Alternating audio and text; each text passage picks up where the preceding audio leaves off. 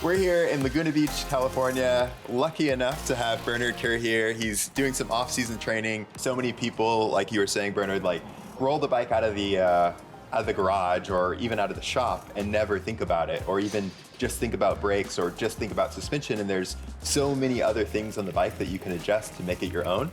So we're gonna try to give you some tips on what those things are, how we set up our bikes, and then a couple of little things that you can think about before you go out for a ride. Yeah, basically make it a little bit more personal for like either your riding style or the trails where you are. You know, if you're on steep trails or flat trails or anything really, little differences that can make a huge difference on your day out riding. Yeah, and my bike setup's obviously better than his, so. Not sure about that.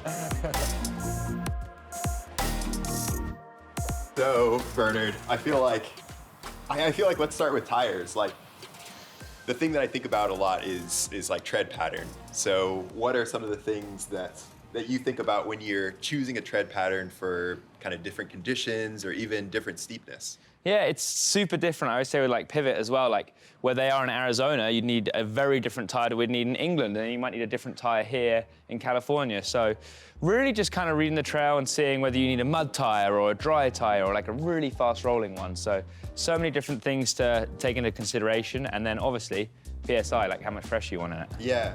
So on the front tire, if we start there, like what is the benefit to running a knobby tire like this one? You kind of have this tread pattern in the middle. It's a Minion DHF.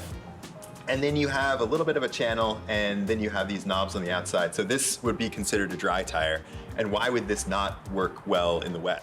Well, like you say, you've got some good knobs on there and stuff, but they're quite ramped, and it's gonna roll pretty good for dry, but it's gonna dig into some loose dirt as well. But when you come to the wet, you really need like some square-edged, high knobs to dig into the loose, soft dirt. So while it's kind of good in like intermediate conditions, when it gets really wet, you definitely want some bigger knobs on there. Yeah, and I think one of the things that I've always thought about is I need to switch to a wet tire when it cakes up, right? Yeah. Like the mud tires really start to shed. So if you're riding and you just see this slick tire like packed in, yeah, then you can probably go to a mud tire. And then as well, like on the front, you're really thinking about like that's kind of your traction. That's like your turning traction. So when you are diving into a turn and you feel your front tire kind of going out, if it's wet or even if it's dry, that could be because of the tire. Yeah, definitely. It could be a huge part of your tire, like you say, if it's getting clogged up with mud or things like that, or even if people have got it too hard. A lot of people think you need way more PSI in your tire than you do, so definitely kind of hard to say, like check what people around you are riding, different weights, different levels, but I always tend to go with around between 23 and 25 PSI in the front. Yeah, I mean, I've kind of been the same, like, especially in the front, like it's funny to think about now, but going up like 1 PSI is a really big deal. Yeah, it's a huge difference. And like even back in the day when I was a kid, I would just be like, 30 was what you put it at. Like we were saying, people, you roll your bike out the shop, you don't question it, you don't check things, 30's 30, just run with it. But if you really put a bit of time and thought into it, you can actually have a much greater time out in the trails. Yeah, totally. And one of the ways that you can kind of figure that out is a lot of the time when you have not enough PSI, you'll feel those rim hits on the rocks. And when you start to turn, you'll feel your tire start to roll. And like if you're burping sealant or if your tire's coming off the rim, like, you don't want that to happen. No. And if it's too hard, it'll feel kind of uncontrollable and kind of skittish. Yeah, you'll be bouncing off rocks, bouncing off roots, and it'll feel like it's just deflecting everywhere. So yeah, definitely have a little look at tire pressure and pattern, and it will make your day a lot better. Choosing tire pressure is one of the things that a ton of people talk about. It's one of kind of the easiest adjustments you can make, but it is kind of also a personal preference thing, the way that you want your bike to feel. So, Bernard, you were saying that you run kind of around, what, 23 to 25 in the front? Yeah, I run 23 to 25, but I weigh 79, 80 kilos, depending what I've eaten that day.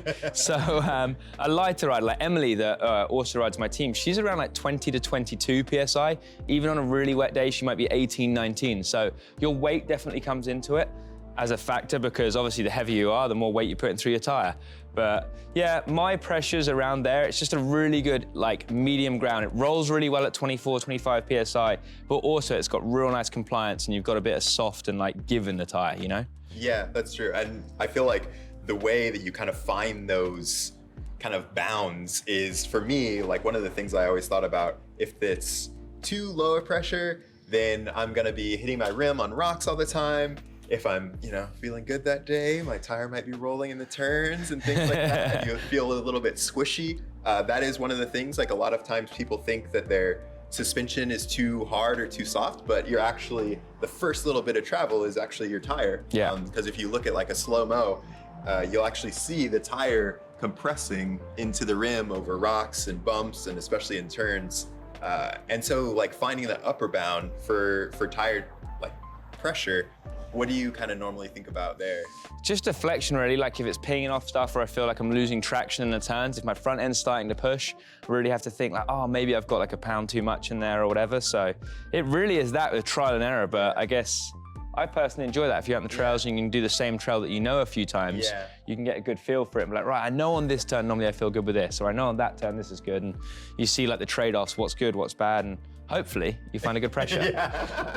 It's so true. I feel like that's such a good point to make, is sometimes you just go out and explore. Like, 22 PSI might not be the best for you, but just see how it feels so you know what's bad. And like 40 PSI is probably way too high. Terrible. But like finding those bounds so you know what bad feels like, right? Yeah. Because I think we need that contrast, right? To know what good is, you have to know what bad is. Yeah, exactly. Like anything in life. And then in the rear, what is it? The same pressure, like? You're gonna have a little bit more weight going through the rear of your bike generally. I mean, that's kind of where you're stood, where the cranks are on the BB, and you're leaning back a lot of the time. If you see a shot of someone, they're over their back wheel, so you always run a little bit more pressure in the rear. I'm between probably 27 and 29 PSI in the rear, so just because you got more weight on it, the tire's gonna like squish a bit more, I guess. Yeah. And like in a turn or a roller, you're gonna be pushing through your feet, so generally you'll need a bit more in there. Yeah, I'm kind of the same, right? Like I'm 24 in the front and 27 in the rear. Like I feel like that's kind of a good place to start, is just whatever your front pressure is, go up maybe 3 to 5. Yeah, or something 3 like to 5 more in the rear, something like that. So one of the other main adjustments you're probably going to be making is, what is the difference between your front tire and your rear tire? A lot of the time, companies will make specific front tires, but Bernd, you were saying that you kind of buck the trend. Yeah, well, a lot of World Cup races do. Like sometimes we might run 2 fronts or 2 rears. Like depending on the terrain or whatever it is, you might run 2 rears because you really want to get some good braking, or you might run 2 fronts because they might be slightly better rolling. So although there is specific front and back tire combos which do work really well, and like we say, you will run a front quite often and a rear, but you can, like, depending on your trails or your riding style, what you like personally, you could try 2 fronts or 2 rears. So there is a lot of different options, and it just comes down to the tread, the way it rides, the way it feels, and the way it clears dirt. Like we say, like there's different dirt compounds and textures all over the world. So depending where you are, you can run different combinations of whatever tires. Is that kind of a good like heuristic to have, is a rear is gonna be better for braking? Yeah, I'd say so. A lot of the time, a rear normally has a bigger flat edge in the middle. So when you're really trying to lock up and slow down as quickly as possible, it's gonna brake a lot better. So obviously you're not trying to lock up your front wheel, but you might have a bit more contact or a bit more grip when you're really, really heavy braking on some of your trails. Right, yeah, because like the front is where you're gonna be really stopping the bike, right? Like the front brake is kind of your bread and butter. Front brake should be this side, by the way, everyone, but yeah. Okay, yeah. In England, at least. So one of the big differences you'll find on some of the bikes you see online or in the store is carbon versus aluminum rims. The carbon are gonna be much stiffer. Back in the day, we used to always run aluminum rims, but now kind of everyone's moved away from them. Yeah, I'd say carbon technology's come on a lot lately, like the Reynolds I run, the resins and everything, they make them so much more compliant now. So I always say if I could have one thing carbon on my bike, it would be rims. Like the rolling weight, the way it spins up quicker, and the really positive feedback's really nice. So maybe if you're a slower rider and you really want to like have a comfy, soft ride down a trail, maybe aluminum's the way to go for you. But personally, I really like the positive, stiff feel of a carbon rim, and it really accelerates for you, Yeah, I feel like from the performance side, I feel like it's better, and then also for me, from the maintenance side, it's so much better. I don't ever true my wheels. Like back in the day, you used to have, a couple of rides and an aluminum rim would get out of true. You'd have to tighten the spokes and things like that. But a carbon rim will last years. Yeah, forever, basically. Yeah, it will always stay true. Yeah. You'll always get a lot less spoke tightening and stuff. Obviously, there's a slight cost difference to think about, and some people will prefer an aluminum rim, if I could say it in American. But yeah, personally for me, I'm really a big fan of a carbon rim.